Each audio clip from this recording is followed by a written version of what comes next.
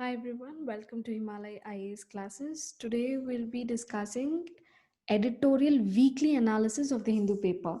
So the topics are covered from 27th June 2020 to 5th July 2020. Let's begin with the first editorial.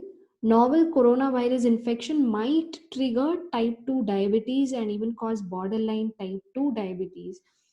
The reason is because this virus attacks and destroys the beta cells in pancreas that produce insulin. Insulin is very important for regulating the blood sugar level. If insulin is not produced, body starts producing ketones. Now that may also get affected due to the coronavirus attack. So we are facing another threat because of this. Then there is a topic on Malabar Rebellion because there is a movie production happening in Kerala, and there are three different stories on the same rebellion, including the debate on the leader of Mapla or Malabar Rebellion. So you can read more on that, but please remember the fact that Malabar Rebellion or Mapla Rebellion, rebellion of the Muslim peasants against Hindu landlords, it broke out in 1921 and it helped join and gave impetus to Khilafat movement and non-cooperation movement launched by Mahatma Gandhi ji 1920. But Mapla rebellion had happened once even before revolt of 1857. It was a tribal revolt.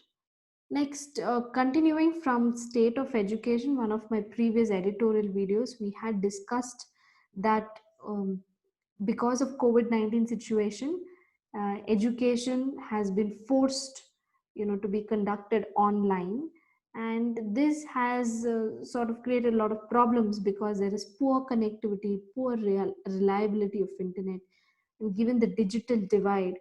And there's another added problem that what the dropouts, there could be a high chance of dropouts during this period, and they may not come back to education. So what are we going to do about that? And UNESCO GEM report has said that 40% of low and lower middle income countries have not supported learners at the risk of exclusion during this crisis. So this brings us into analysis about how can we democratize education, how can we make it more inclusive. Next, the COVID-19 situation has brought out a lot of drugs discovery, and some of them have already been taken away from the market. Few of them are getting discovered, undergoing human trials, and are going to get approval. So before a drug is released in Indian market, it has to take permission from DGI, Drug Controller General of India. It's an apex drug regulatory body under Central Drug Standard Control Organization, Directorate General of Health Services, Ministry of Health and Family Welfare. Please remember all the four names in hierarchy.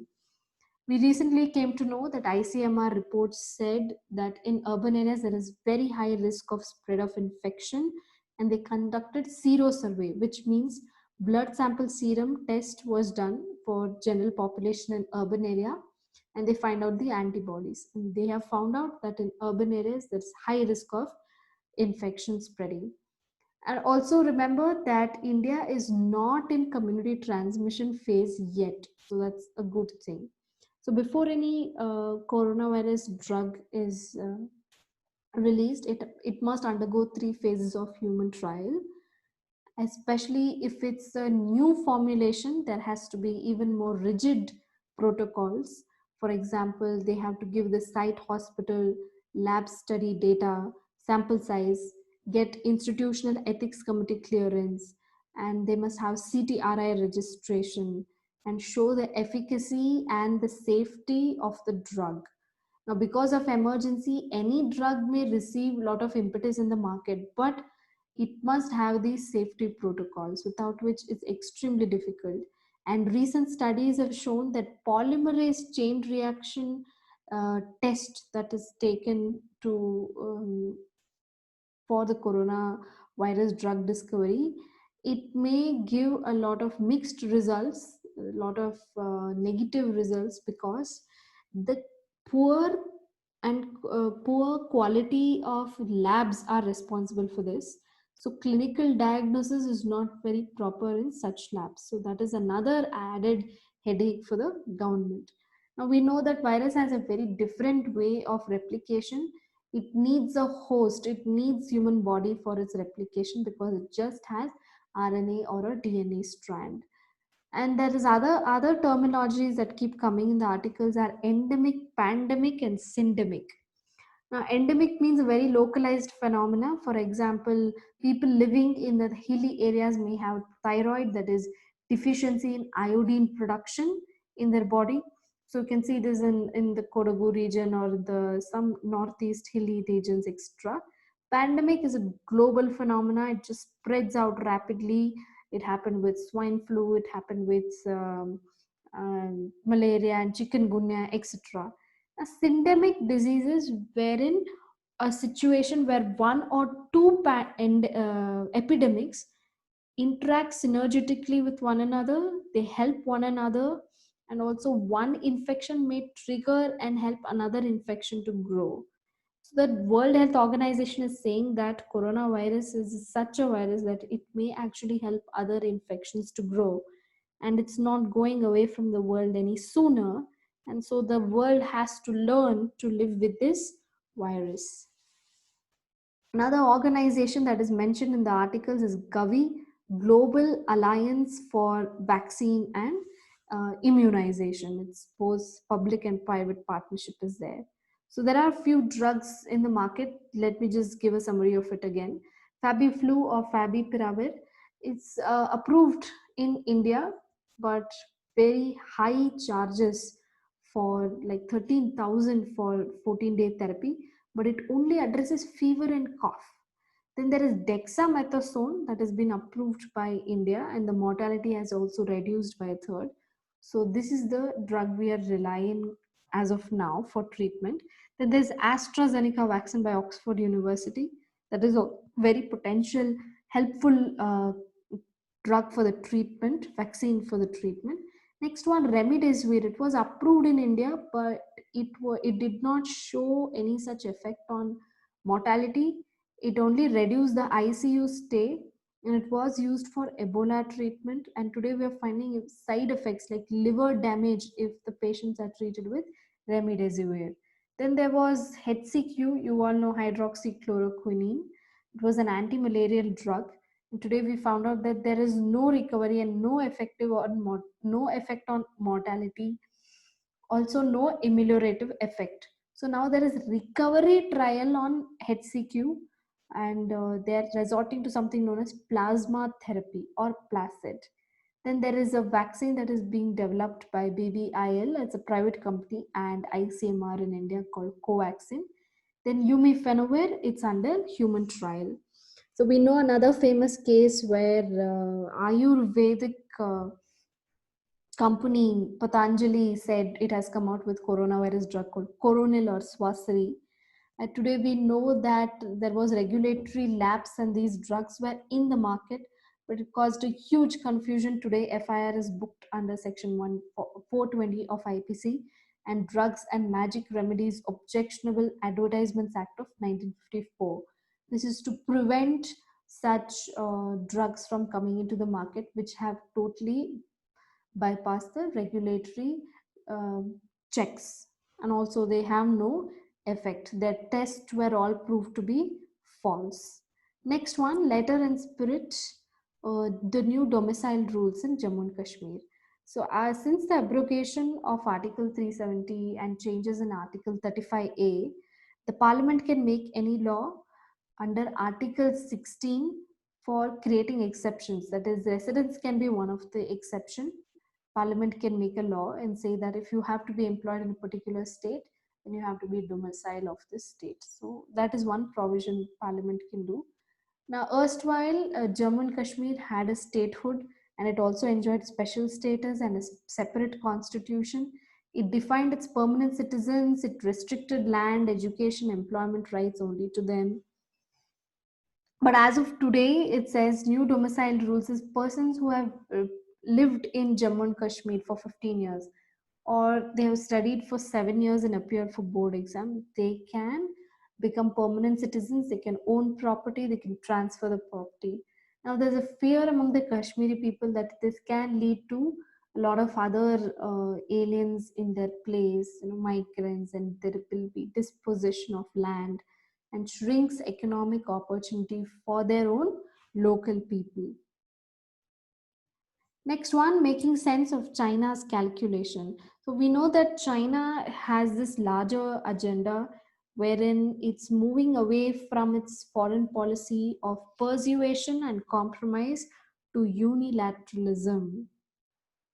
So whatever is happening with China, that is its Hong Kong security law, the nationalism in Taiwan, oppression of Uyghurs in the northwest China, who are Muslim ethnic community, and US China tensions, the South China Sea dispute, and also the escalation of tensions with India is one among all of these huge policy that China is going for.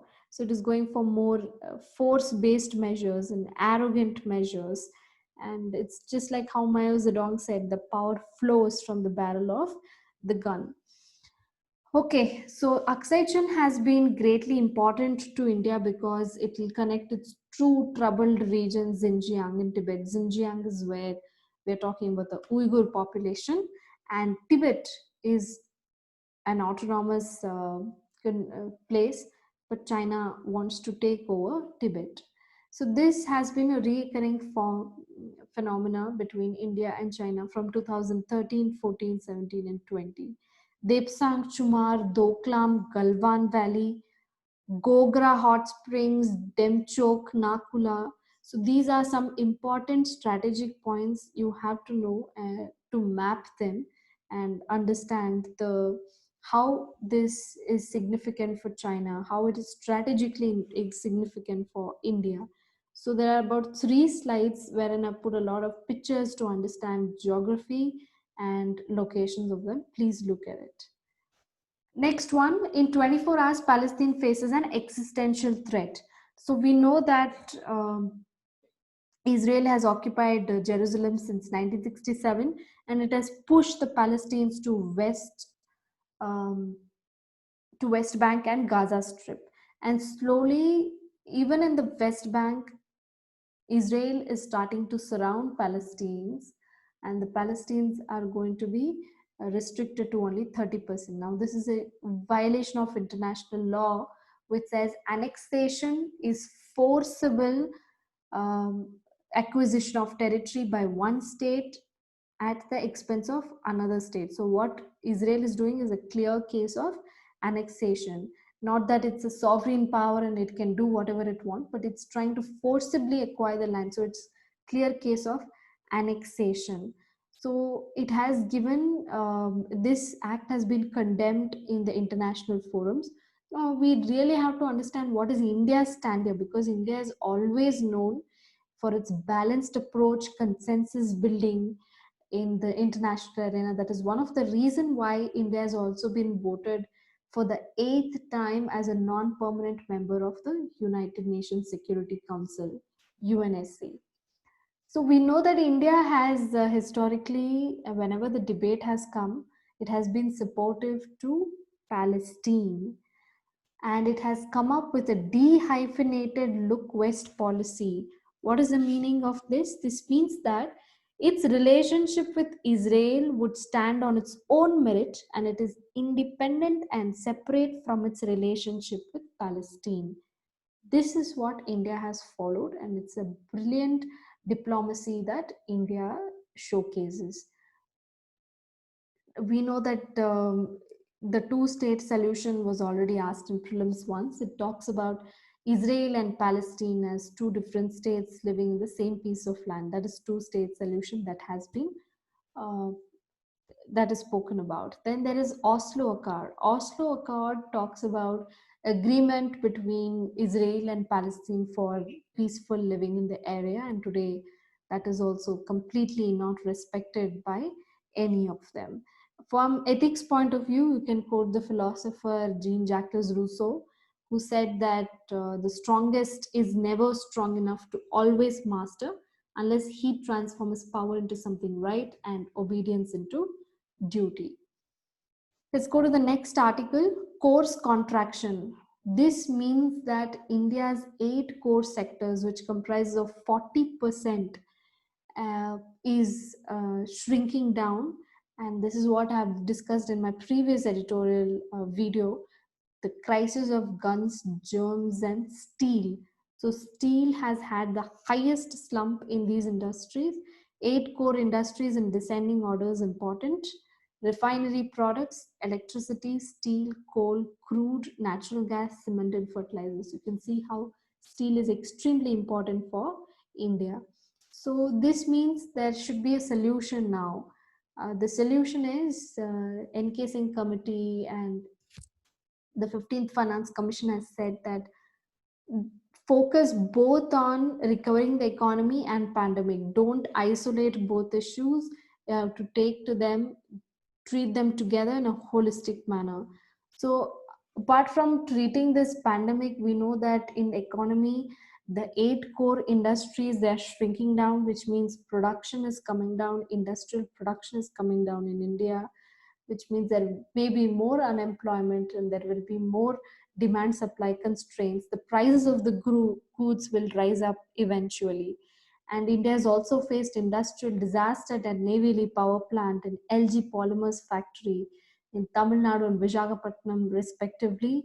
The gases leaked were benzimidazole and styrene gas. So remember that. And India is also facing India-China, India-Pakistan, India-Nepal border dispute. India is struggling to control COVID-19 situation, medical emergency, drug discovery.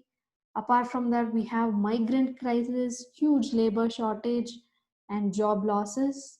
And because of that, we have taken one step known as boycott Chinese goods, and 59 apps linked to Chinese companies were banned in India under Section 69A of IT Act, saying that it's a national security threat. But we do have to understand our diplomacy should be very different from domestic politics. Our domestic politics, popular opinion of hatred towards China or Pakistan should never get mixed with diplomacy. Diplomacy and international relations is extremely different.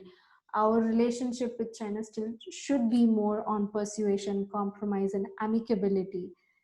So we should not mix one with the other and give like a bandage treatment just by banning some apps or going for some radical things. We should deal with it in a much better way. So we must embrace this concept of Vasudeva Kutumbakam. The earth is our family, soulful intimacy, closeness, and solidarity. We should depend more on those. Now, the solution, according to NK Singh committee, 15th Finance Commission chairperson he has said that previously in one of my editorial articles, I have discussed on what drives our economy, that is people spending on consumption, government spending, investment, external trade. So now how do we do that? In that, I had discussed 3 solutions, that is increase the wealth tax and capital gains tax, but this would be a medium term solution. Second, borrow money, but this would give public debt and junk investment rating. Next, print money by RBI, but that would also increase public debt. The next 2 solutions that the committee has given forward is the RBI can go for open market operation and purchase back the bonds. Now, this will directly give liquidity to the hands of people. Now, people have cash, they start demanding the economy. When there is demand, there is production in the economy. So that will trigger the business cycle. Next, implement universal basic income. Now, this idea puts money directly in the hands of people. This has been a successful experiment in the world in many parts. Pilot studies have been successful, but as given the situation today, this is one thing we can focus on. So NK Singh, the chairperson, has said that please don't bother so much about public debt, just focus on getting the economy back on its feet. Next article, in an uncertain world, a seat at the global high table. This talks about India's achievement in getting elected to UNSC non-permanent membership for the eighth time. Now, getting elected means it has to also have endorsement, and it was endorsed by Kazakhstan and Afghanistan many times. So, a lot of friendly countries. So, India has very good relations internationally. So, just look at the voting share. It must be two-third majority should vote for India's candidature. Next article, striking a blow against Assam's inclusive ethos. Now, Assam has decided to make Assamese language compulsory in all the schools up to first standard, 10th standard, except, of course, the sixth schedule area applies to Northeast states. So there is Bodoland Council, and there are so many autonomous districts there, which to which this law of the state legislature will not apply. So there will be governors regulations, or the community themselves should modify the law, or they may accept the law, they may not have this law at all. But we have to understand that if such an imposition of Assamese language is made, then it will adversely affect the tribal languages. This has also been proved outside, that if you impose any language as official language, national language, compulsory language, mandatory language, it does affect the indigenous tribal languages. They are spoken less, and they do not enjoy constitutional protection. So we have 22 languages given constitutional protection. Of course, we have tribal languages in that, but there are so many languages which are not there in that. So this may lead to even more disaster in that way. So prelims based question from this topic could be, name the Assamese tribes. I have just mentioned a few of them which were given in the article, Hindu article: Missings, Dioris, Rabas, Sonowal, Kacharis, and Tiwas. But there are other Assamese tribals also. Next, you must know the tribal languages which are part of the 22 official languages in the 8th schedule of India: Bodo, Dogri, Maithili, Santali. These are the tribal languages. So this is a clear case of Assamese nationalism since the Anti-Citizenship Amendment Act protest has taken place. And they are saying that there should be criteria for taking government jobs based on language and based on domicile requirement. So you can analyze from this. Next, reset rural job policies.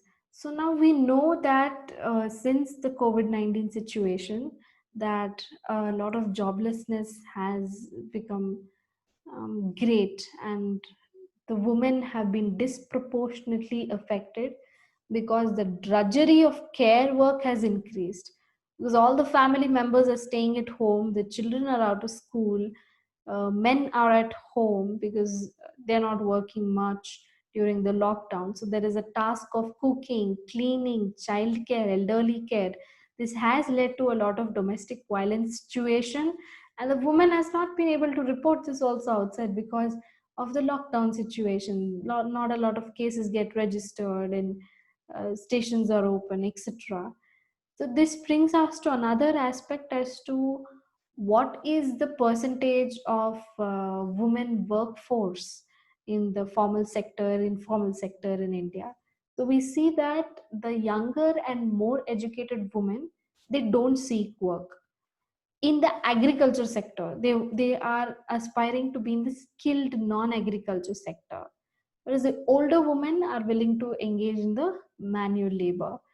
And women from all sections of peasantry, with some regional exceptions, try to participate in some form of paid work outside the home. So they, you can see that they are aspiring to get financial independence and financial inclusion.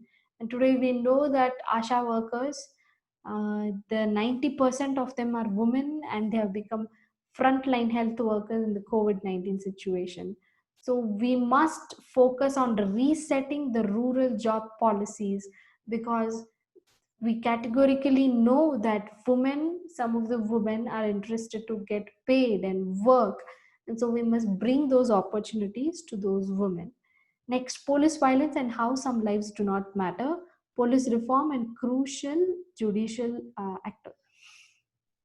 So we all know that there was custodial death. I've done this elaborately in one of my previous articles, or Thothukudi incident it is known as. It is a clear violation of Article 21, right to life and right to know the grounds of arrest. This was Supreme Court guidelines also, which helped in amending the Code of Criminal Procedure 2008. It said that the person who is arrested must know why, on what grounds he is getting arrested. Apart from that, we had Prakash Singh versus Union of India case, in which the Supreme Court came out with 7 important guidelines for police reforms. Please read them, it's important. And we also know India has signed the UNCAT, that is United Convention Against Torture, but it has not ratified. So the moment I say ratify, ratification means you acknowledge after signing that treaty, you will have another domestic law in the country to implement it. So we don't have the domestic law, there's statutory vacuum to prevent this convention against torture. And added to this, the police are not sensitive enough towards the public, and there is lack of public police trust in India. The huge trust deficit, that's another thing. But I do want to explain this principle of refoulement. Principle of refoulement is, even if you have not ratified and brought out a law in India, if you have just given signature to UNCAT, it means you do follow principle of refoulement. It's automatically getting implemented. What is principle of refoulement? You should not send back the people to a place where you know they are likely to get persecuted and get killed. So this debate came during the Rohingya crisis in India. It was a huge hue and cry because India was trying to deport the Rohingyas back to Myanmar. So this principle of refoulement came there, saying that, way back in Myanmar they could get persecuted and killed, so you should not send them. So that was another security issue that India had to face. And from human rights angle, it's a very difficult principle to implement and follow. Next one. So the Law Commission has also said that if a person dies in police custody, burden should be on police to show that they are not responsible for it. So that is a recommendation that has already been given. And it says that principle of sovereign immunity, that is liability follows negligence. State should stand up and own the responsibility for this injury that is caused by its agents on citizens, because a clear loss of fundamental rights. So do my editorial articles and try to get to know the background of this, why the custodial death happened. Is the reason is the 2 people were arrested because they did not follow the rules of the lockdown, and then it led to police abuse and custodial death. So I've done some more points in that. Please look at that video. Next one, lessons for India. So now this article focuses on what happened in the mm, Indian coast in February 2012 near Kerala. From Kerala coast, 20.5 nautical miles off the coast, there was Italian oil tanker and 2 Marines shot Indian 2 fishermen from Kerala, and they had to be stopped by the Indian Navy because they did not give any sort of complaint, or they did not inform anybody, and they were just scooting back to the place. And their argument is they thought Indian fishermen to be pirates. So the Indian side argued that if you thought they were pirates, then you should have given a complaint immediately, but you did not follow any such protocols. And even when you had the chance to visit it, but instead you were moving off the coast. So the Marines were held in India. Now this brought huge escalation of tension between India and Italy, because India said this is a clear case of murder and we have the jurisdiction to investigate you and put charges on you and punish you in the Indian jurisdiction law, Indian Supreme Court. But Italy filed the case elsewhere, like in the International Court of Justice, and it approached the Permanent Court of Arbitration. It went there under UNCLOS, that is United Nations Convention on Law of Seas. So here there is the judgment initially came in favor of India, and it said that the Italian Marines are responsible for the damage that has been caused to the fishermen families, the life and property, and it's also causing moral damage, and it's also clear violation of right and freedom of navigation in Indian waters. That is what it said. But recently it has come out with negative verdict saying that the Italian Marines have immunity. They have functional immunity because they were carrying the oil tanker on behalf of Italian government. So they are subject to immunity. And although you have concurrent jurisdiction, they cannot be tried in Indian Supreme Court. So you have to try it in Italy, or if you have given the case here, then you have to follow the procedure accordingly. And also Europe was very annoyed. Europe threatened sanctions on India if we took the case elsewhere. So what we have to technically understand here is, what is this 20.5 nautical miles and is it under India's jurisdiction? Yes, from Indian coast up to 12 nautical mile we have territorial waters. After that, till 24 nautical miles, that is from Indian coast till 24 nautical miles, is contiguous zone. And finally, from Indian coast to the 200 nautical miles, we have exclusive economic zone. So 20.5 nautical miles, Indian fishermen were inside our territorial waters itself. So they had no right whatsoever to fire and kill the Indian fishermen. Another strange thing is, today India had to take down the murder charges on the Italian Marines and call it as violence. So this is a verdict that has come out from the Permanent Court of Arbitration. It is not a court in a traditional sense, it's a tribunal, and it gives out judgments based on territorial maritime boundaries, sovereignty, human rights issues, regional trade, international trade, and investment. Now, because PCA has a lot of experience in dealing with such matters, PCA has given the verdict on this. There are two more courts you could have gone for, that is ICJ or another special tribunal under this law, this particular law. So that's all for today. I hope you understood all the concepts. Please do subscribe our channel, and if you have any questions and doubts, do let us know. Like the videos and keep subscribing so that you get new updates. Thank you.